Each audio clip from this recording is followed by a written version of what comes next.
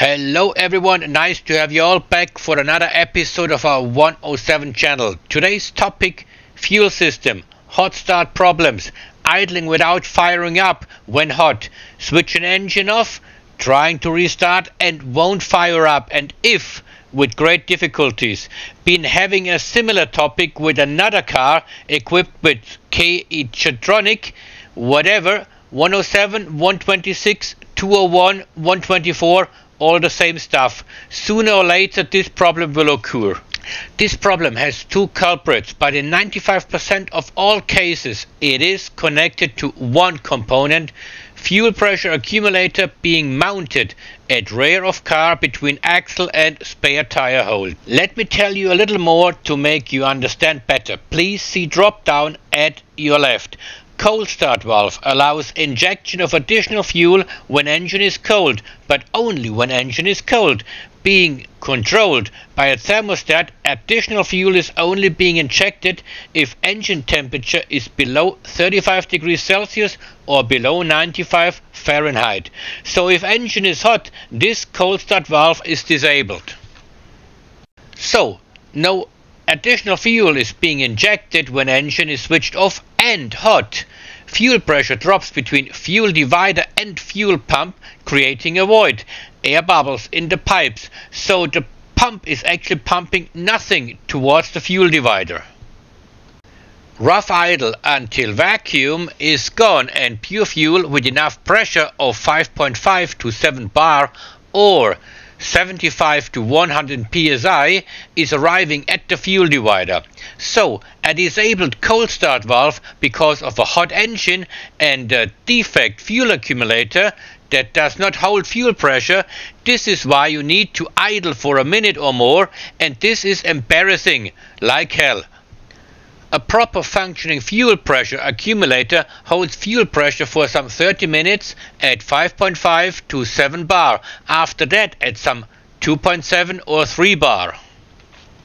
But if this component does not work, fuel pressure is being pressed back to the tank because of a membrane inside which has a hole or a crack. Well, after 4 years, no surprise actually.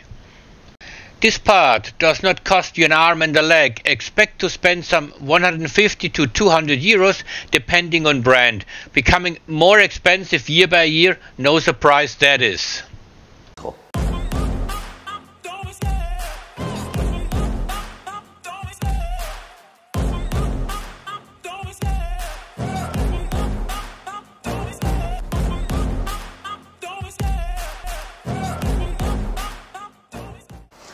Here we go. This is the before mentioned assembly between rear axle and spare tire hold, rather on the right hand side. This plastic splash cover is being held in place with 3 screws.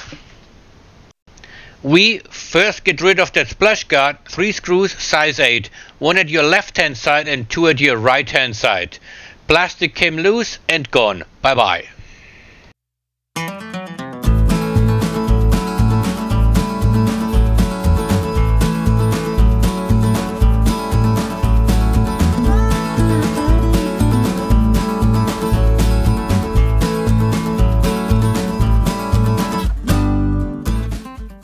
Because it is an 8-cylinder model, you got twin pumps. Further up there is the filter, you see? And right up there where I point with that wrench is the accumulator, which is not being protected by that splash guard. We do not only change the accumulator, but also take care of these leaking ports when fuel lines have that 90-degree bend. Well, the second port leading to the second pump looks tight, but this one here needs to be addressed. Further up, closer to the filter, fuel lines seem to be dry. We need to tighten that bolt. I'll apply more pressure on that seal. Problem was addressed and solved. Been simply tightening that bolt and that's it. These 2 screws were being tightened, nothing more. Seems to be tight and dry. And if you have similar problems, do not damage these fuel lines.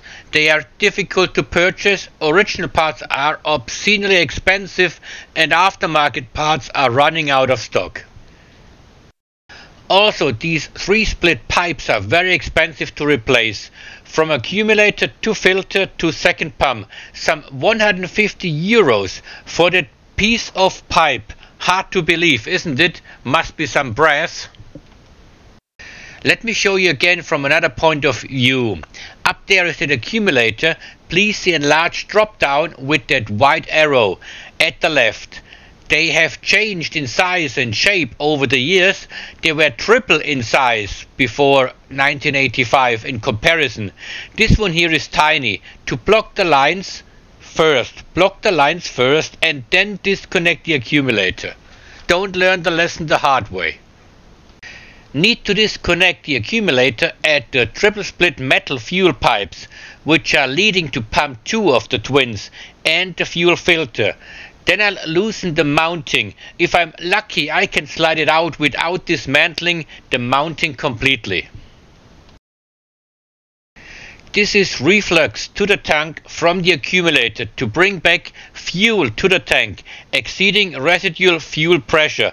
Therefore, disconnect on the other side first, then I slide out the accumulator. Close-up view. See my finger? This is the mounting being held in place with a single screw to the underbody of the car. I'll only loosen it and slide the accumulator out. Try not to damage that rubbering around the component.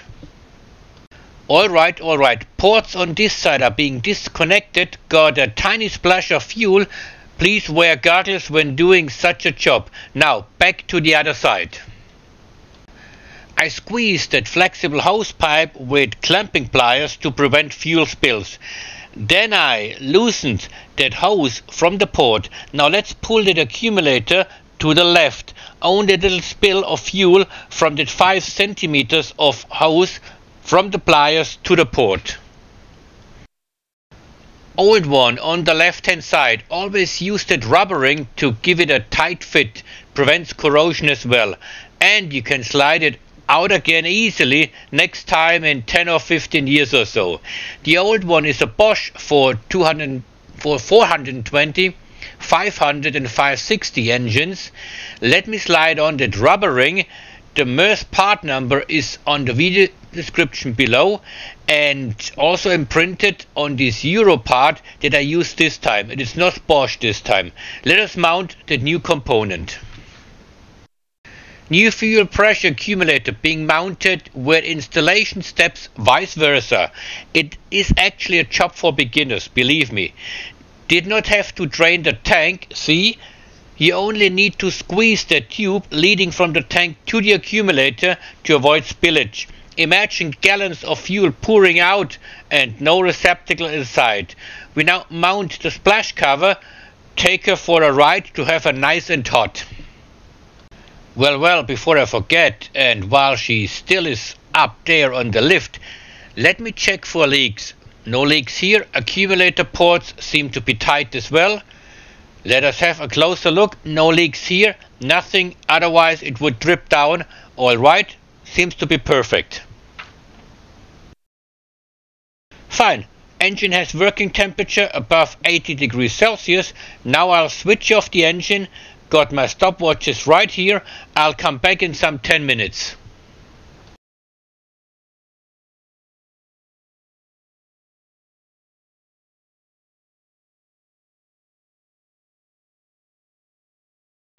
Some 9 minutes later, yes, firing up right away. So, bye bye everybody.